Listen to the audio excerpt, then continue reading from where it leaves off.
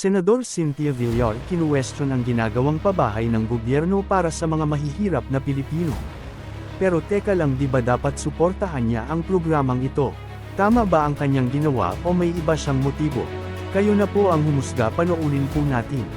Kasi sa amin, sa Las Piñas, maraming poor and homeless na informal settler.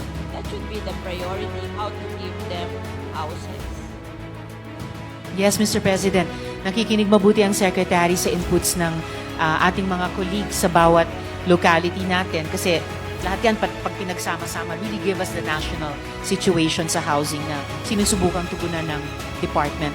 I think what the department is trying to do, Mr. President, good gentlewoman, ay sabay na trabahuin ito with government funds, prioritizing housing for the Yung mahihirap, poor. nakatira doon sa lupa, natatayuan nila ng condominium. Saan dadalhin yung mahihirap na cannot afford the condominium?